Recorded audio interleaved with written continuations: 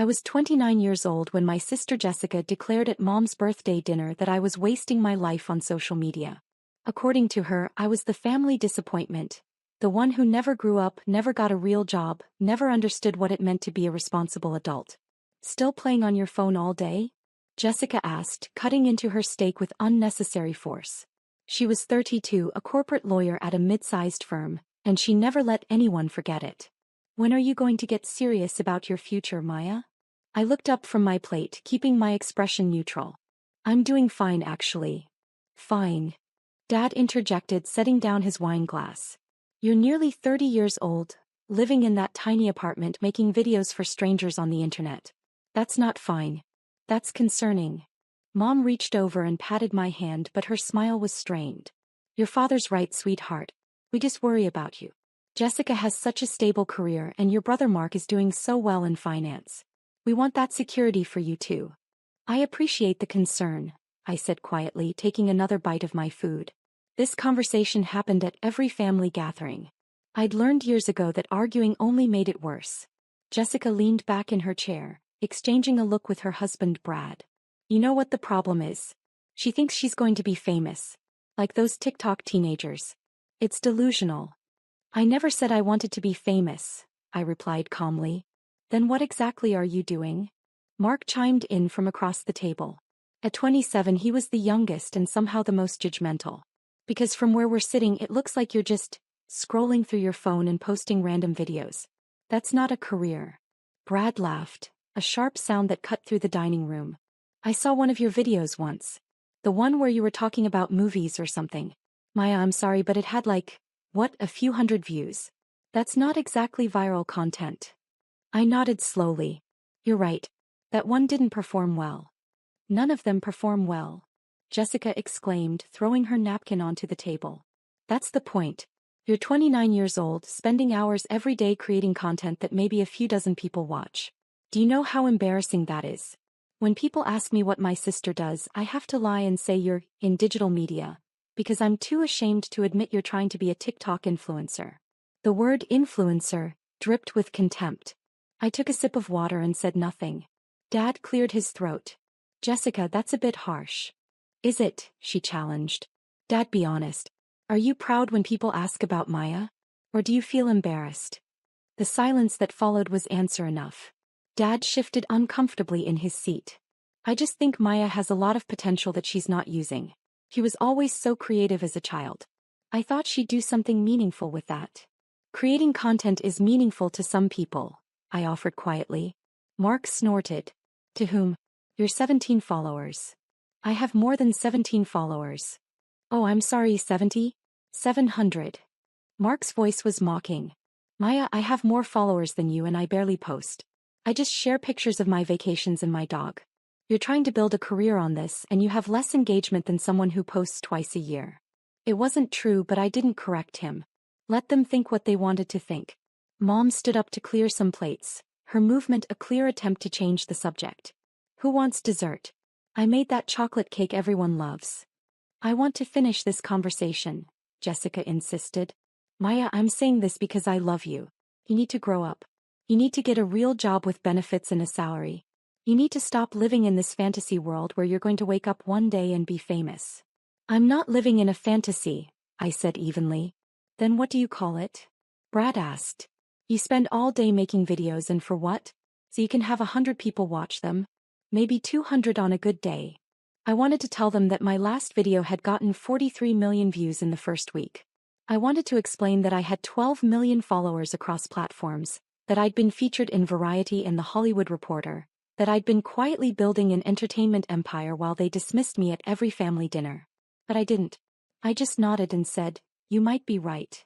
Jessica's expression softened slightly, as if she thought she was finally getting through to me. I am right, Maya. And I'm not trying to hurt you. I'm trying to help you see reality. You're almost 30. It's time to be realistic about your life. What Jessica's saying, Dad added, is that we want you to have stability, security, a 401k, health insurance that doesn't come from the marketplace. These are important things. I have health insurance, I said. Mark rolled his eyes. The cheap kind that doesn't cover anything, I bet. I didn't respond. My health insurance was actually platinum level coverage that cost more per month than Mark's rent, but they didn't need to know that. Look, Jessica continued, leaning forward with that condescending expression she always wore when she thought she was being helpful. I have a friend at my firm. She's looking for an assistant. It's entry level, but it's a real job. Real pay. Real benefits. I could put in a word for you. That's very kind, I said quietly, but I'm okay. You're not okay. Jessica's voice rose sharply. Maya, you're living in denial. You're playing pretend while life passes you by. Do you have any savings? Any retirement plan? Any career trajectory whatsoever? Brad put his hand on Jessica's arm, trying to calm her down, but she shook him off. No, Brad, she needs to hear this. Maya, I've been patient. We've all been patient. But enough is enough. This TikTok thing, this YouTube thing, whatever you want to call it, it's not working. It's never going to work. You're not special. You're not going to be the one person in a million who makes it. You're just wasting your life.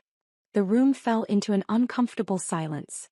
Mom came back with the chocolate cake, her eyes darting nervously between us. Maybe we should talk about something else, she suggested weakly. No, Jessica said firmly. We've been talking about something else at every family dinner for 3 years. We've been pretending Maya's little hobby is fine, that it's just a phase, that she'll figure it out eventually. But she's not figuring it out. She's getting older and she's still making videos that nobody watches. I set down my fork carefully. My videos have viewers. How many? Mark challenged. Seriously, Maya. How many people watched your last video? I could have told them. I could have pulled out my phone and shown them the analytics. 43.7 million views, 8.2 million likes, 624,000 shares. I could have shown them the comments from verified celebrities, the collaboration requests from major brands, the messages from other influencers wanting to know my secrets. Instead I said, a few people. Jessica laughed bitterly. A few people. Do you hear yourself? Maya, I'm billing hours on cases that affect thousands of people. Mark's managing portfolios worth millions. Brad's designing buildings that will stand for decades. What are you doing? Making videos that a few people watch. She's doing what makes her happy, Mom tried weakly. Happy doesn't pay the bills, Dad said, and I could hear the disappointment in his voice. Maya, your mother and I have been talking. We're worried about your future. What happens when you're 40 and still trying to make this work? 50? At some point you have to accept reality. I understand your concerns, I said, keeping my voice level and calm. I'd learned this technique years ago. Never react, never defend, never explain. Just acknowledge and move on. But Jessica wasn't ready to move on. Do you though? Do you really understand? Because you keep doing the same thing over and over, expecting different results. That's the definition of insanity, Maya. Actually, I said quietly, that's not the definition of insanity. That's a misattributed quote that. Oh my God, Jessica interrupted, throwing her hands up. Even now, even when we're trying to have a serious conversation about your future, you're being difficult. I'm not trying to be difficult. You are though. She stood up abruptly, her chair scraping against the hardwood floor. You're so deep in denial that you can't even have a real conversation about this. You can't admit that you've failed. You can't accept that this internet dream isn't going to happen for you. Brad stood too, putting his arm around Jessica's shoulders. Babe, maybe calm down a little. No, I won't calm down. I'm tired of watching my sister waste her life. I'm tired of making excuses for her at parties when people ask what she does. I'm tired of pretending that everything's fine when it's clearly not. My phone buzzed in my purse under the table. I ignored it. Nobody watches your stupid videos, Jessica continued, her voice breaking slightly. Nobody cares about your content. You're embarrassing yourself and you're embarrassing this family. Do you know that Mom's friends ask about you? Do you know what it's like for her to have to explain that her daughter is almost 30 and still playing on social media like a teenager? Mom's face flushed red. Jessica, that's not. It's true, Mom, and you know it. Mrs. Patterson asked about Maya last week and you changed the subject so fast I got whiplash. Because you're ashamed. We're all ashamed. The words hung in the air like poison.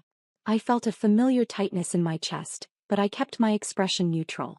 This wasn't new. They'd been ashamed of me for years. Dad cleared his throat.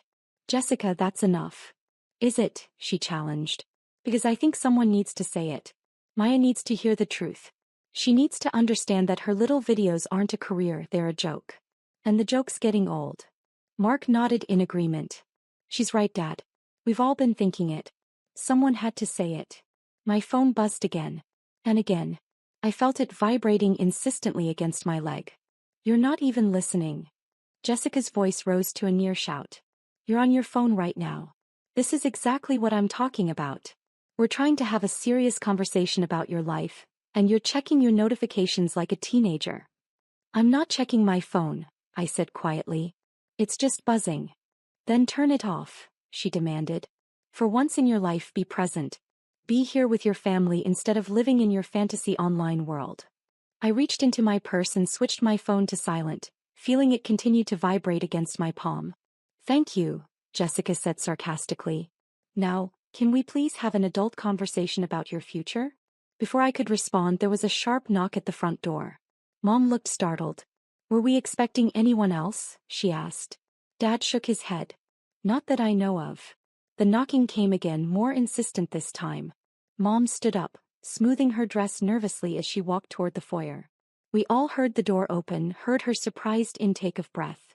I'm looking for Maya Chin, a man's voice said, professional and urgent. I'm her agent, Richard Castellano. It's extremely important that I speak with her immediately. My stomach dropped. Oh, not now. Not here. Jessica's eyes widened. Your agent? You have an agent. Before I could respond, Richard appeared in the dining room doorway, slightly out of breath, still wearing his suit from what must have been a meeting in LA. He'd obviously rushed to get here. Behind him, I could see Mom standing in the foyer, completely confused. Hiya, Richard said, his eyes finding mine across the room. We need to talk. Now. I'm in the middle of dinner, I said carefully, trying to signal with my eyes that this was not the time. I understand that, but Universal Studios has been trying to reach you for the past hour. Your phone's been going straight to voicemail. He glanced around the table, taking in my family's shocked expressions. I apologize for interrupting, but this can't wait. Jessica found her voice first. Universal Studios? Like, the movie studio. Richard barely glanced at her. Maya, they need you to sign the contract tonight. The deal's been finalized. $80 million for the 3-film package plus the streaming series. They want to announce it tomorrow morning, and they need your signature before the press release goes out. The silence that followed was absolute. I could hear the grandfather clock ticking in the hallway, could hear someone's breath catch in their throat. 80 million? Mark's voice was barely a whisper. Richard finally looked at my family properly, seeming to realize that he'd just dropped a bomb in the middle of a birthday dinner. I'm sorry, did she not tell you? Maya's been in negotiations with Universal for the past 6 months. They're developing a major franchise based on her content and creative vision. She'll be starring, producing, and directing. It's the biggest deal for a digital creator in Hollywood history. Dad's fork clattered against his plate. Starring? Producing? What are you talking about? Richard pulled out his phone, tapping quickly. Maya Chin. 12 million followers on TikTok, 15 million on Instagram, 8 million YouTube subscribers. Her content has generated over 2 billion views in the past year alone. She's been courted by every major studio in Hollywood. He looked at me with barely concealed exasperation. Which they would know if you told them. You have 12 million followers? Jessica's voice was hoarse. I closed my eyes briefly.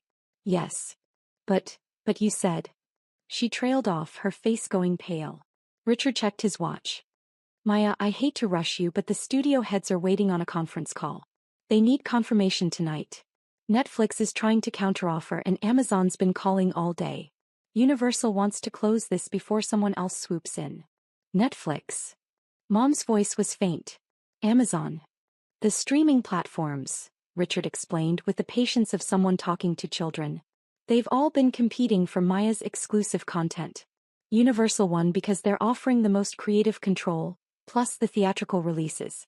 Maya will have her own production company, final cut on all projects, and profit participation that.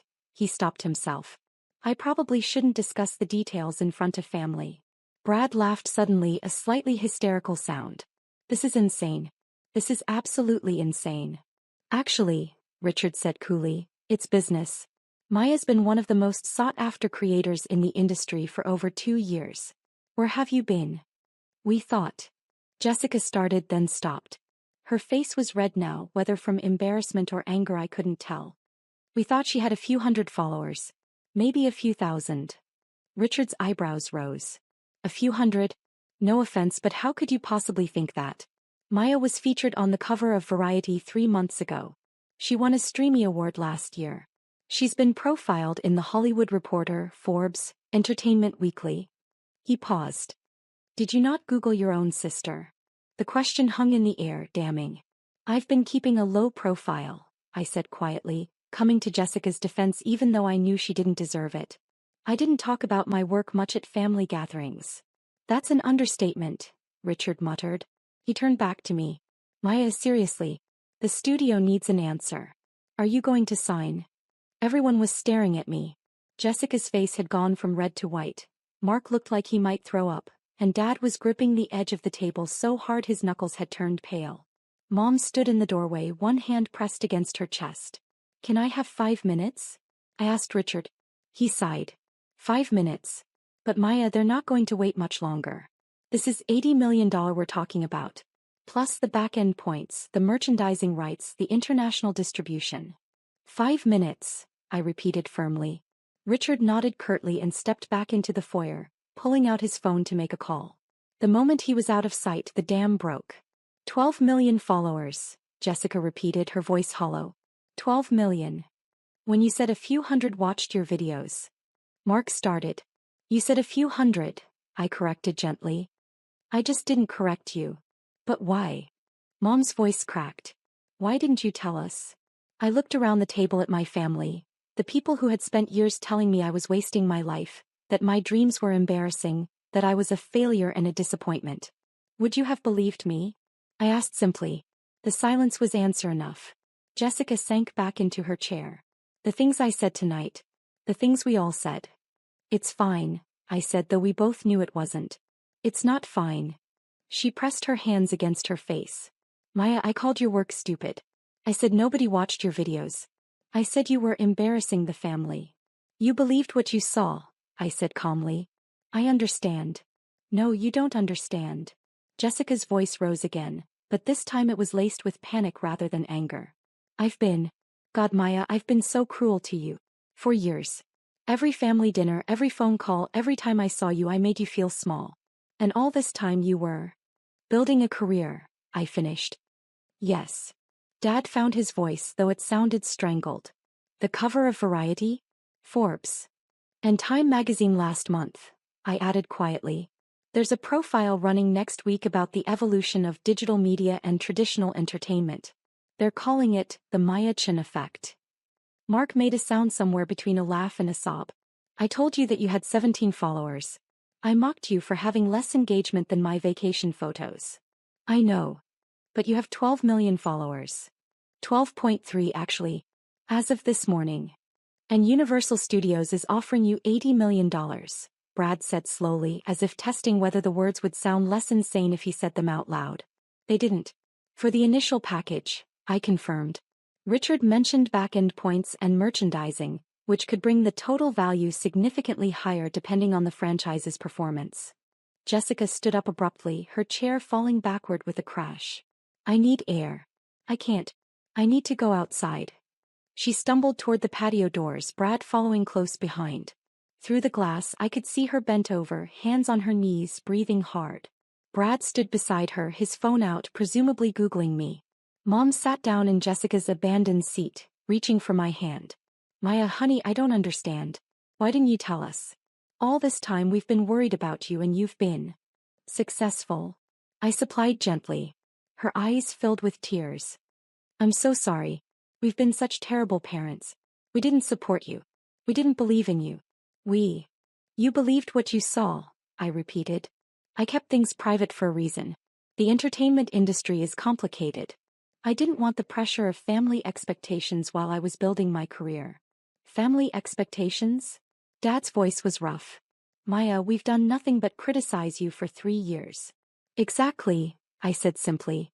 The weight of that single word seemed to hit him like a physical blow.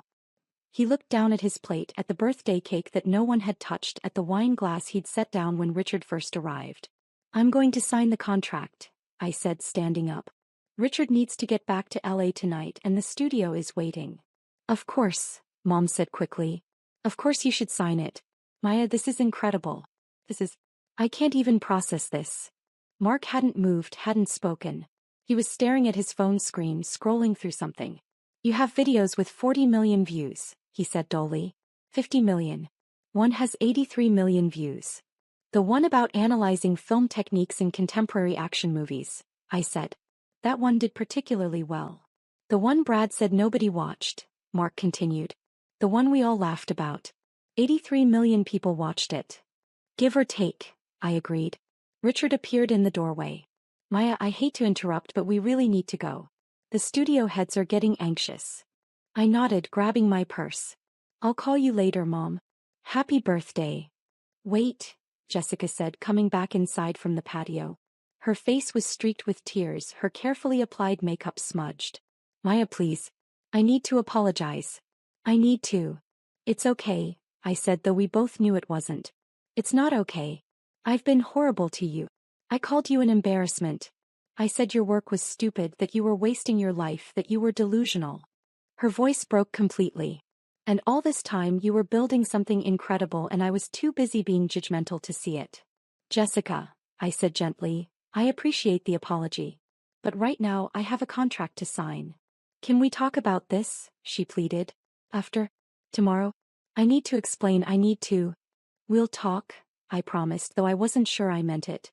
But right now I really do need to go. Richard was already heading toward the door, typing rapidly on his phone. I followed him, aware of my family trailing behind me like stunned ghosts. Maya, Dad called out as I reached the foyer. I turned back. He looked older, somehow smaller. I'm proud of you. I should have said that years ago, but I'm saying it now. I'm proud of you. Thank you, I said quietly. We all are, Mom added, her voice thick with tears. So incredibly proud. In the driveway, a black car was waiting, Richard's driver. He held the door open as Richard slid inside, already on a conference call with the studio. Maya, Jessica called from the doorway. I paused, one foot in the car. The things I said tonight. I'll never forgive myself. Then don't, I said simply and got into the car. As we pulled away, I could see my family standing in the doorway, illuminated by the porch light. Jessica was crying openly now, supported by Brad. Mark stood with his phone still in his hand, probably still scrolling through my social media. Mom and Dad held on to each other, looking lost. Family drama? Richard asked, ending his call. You could say that. He handed me a tablet with the contract loaded. They didn't know, did they? About any of it? No. Why not? I thought about all the dinners like tonight, all the comments about my wasted life, all the pitying looks and disappointed silences. I thought about how they'd made me feel small, insignificant, embarrassing. Because they didn't ask, I said finally. They just assumed. Richard nodded slowly. Well, they know now. How does it feel? I looked at the contract on the screen. $80 million for 3 films, creative control, production company, the works. It was everything I'd worked for, everything I'd built while my family dismissed me as a failure. It feels, I said carefully, signing my name with a stylus, like validation. Good, Richard said, taking back the tablet. Because tomorrow morning when this announcement goes live, the entire world is going to know your name. Your family included. My phone started buzzing again. Notifications flooding in now that Richard had gotten through to me. Messages from other creators, from industry friends, from journalists wanting statements. I scrolled through them absently. One message caught my eye, from Jessica, sent 5 minutes ago. I googled you. Maya, I'm so sorry. I had no idea. Please forgive me. I didn't respond. Not yet. Maybe not ever. The press release goes out at 8 a.m. Eastern tomorrow, Richard said. By noon you'll be trending on every platform. By evening, every entertainment outlet in the world will be running the story. Maya Chin, digital creator turned Hollywood powerhouse. The biggest cross-platform deal in entertainment history. And my family will see all of it, I said. Everyone will see all of it. That's the point. He paused. Are you ready for that? I thought about Jessica's words. Nobody watches your stupid videos. Such an embarrassment to the family. You're wasting your life. I thought about years of dismissal, of being treated like a failure, of being told my dreams were delusional. Yes, I said. I'm ready. The car drove through the night, carrying me toward a future my family had never believed I'd have. Behind me in that dining room, They were probably still standing around in shock trying to process what had just happened. They'd called me an embarrassment. They'd said nobody cared about my work. They told me to get a real job, to grow up, to stop living in a fantasy. Tomorrow morning, when the announcement went live, when their phones started ringing with congratulations and questions, when their friends and colleagues saw the headlines, they'd understand exactly how wrong they'd been. I'd built an empire while they dismissed me. I'd achieved everything they said was impossible. And I'd done it all without their support, without their belief, without their approval. Now they wanted to be proud of me. Now they wanted to apologize. But some words once spoken can't be taken back. Some wounds once inflicted never fully heal. I signed the contract. I took the deal. And tomorrow the whole world would know what my family had been too blind to see. Sometimes the best revenge isn't anger or confrontation. Sometimes it's simply success. Undeniable, overwhelming, impossible to ignore. And sometimes it's letting people realize far too late exactly what they threw away.